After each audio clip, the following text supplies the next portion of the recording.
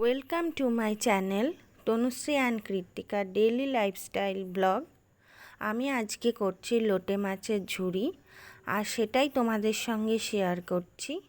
আর আমার ভিডিওটা যদি তোমাদের ভালো লাগে অবশ্যই আমার চ্যানেলটাকে সাবস্ক্রাইব করো আর নোটিফিকেশনের বেল আইকনটি প্রেস করে রেখো। আমি প্রথমে লোটে মাছগুলোকে ভালো করে ধুয়ে রেখেছি, আর সামান্য একটু লবণ হলুদ দিয়েও মাখিয়ে রাখতে পারো। তো আমি সেটা রেখে ভালো করে ধুয়ে আলাদা করে রেখেছি, আর একটুখানি আলু হালকা করে ভেজে রেখেছি। আর এবার কড়াইয়ের মধ্যে দিয়েছি, তেলটা গরম হলে পেঁয়াজ কুচি দিয়েছি, আর একটু আদা পেঁয়াজ আর রসুনের পেস্ট দিয়েছি। দেওয়ার পরে এবার ভালো করে মশলাটা কষিয়ে নিয়ে যখন মশলাটা অল্প একটুখানি সেদ্ধ হয়ে আসবে তখন লোটে মাছগুলো ওর মধ্যে দিয়ে দেবো। লোটে মাছগুলো টুকরো করলে হবে না, লোটে মাছের ঝুড়ি করতে গেলে লোটে মাছগুলো লম্বা লম্বা রাখতে হবে, মানে গোটা গোটা রাখতে হবে। তো লোটে মাছগুলো এবার ওর মধ্যে মশলার মধ্যে দিয়ে ভালো করে নেড়ে চেড়ে একটু সেদ্ধ হতে দিতে হবে। যেহেতু লোটে মাছটা খুবই নরম আর ওর থেকে জল বেরোয়, আর তার জন্য আলাদা করে আর কোনো জল দিতে লাগবে না, ওই জলেতেই সেদ্ধ হবে।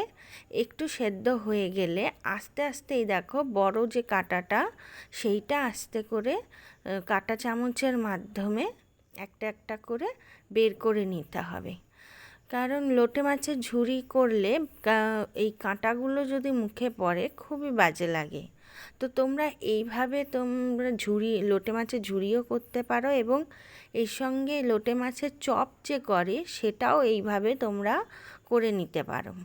তো এবার আমি ওই যে আলু যে ভাজা রেখেছিলাম অল্প সামান্য দিয়েছি, তোমরা চাইলে নাও দিতে পারো, সেইটা দিয়ে দিলাম। আর একটু কাঁচা টমেটো কুচি করে ওর মধ্যে দিয়ে দিলাম।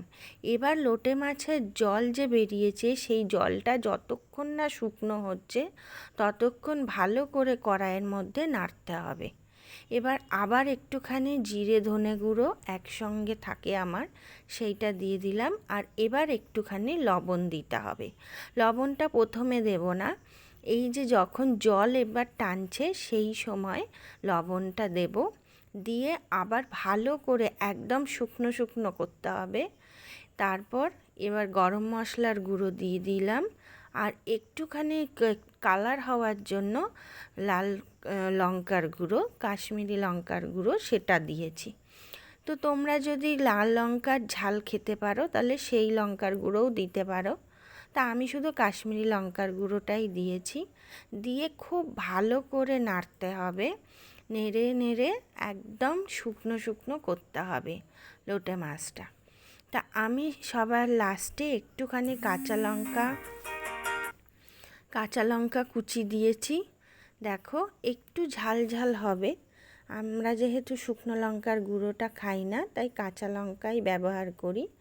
তো এইটা একটু ঝালটা না বেশি হলে খেতে খুব একটা ভালো লাগে না, একটু ঝাল ঝাল হলেই কিন্তু খেতে খুবই ভালো লাগে।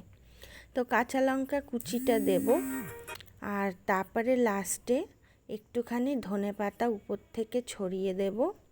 তো তোমাদের এই ভিডিওটা কেমন লাগলো অবশ্যই কমেন্ট বক্সে জানিও।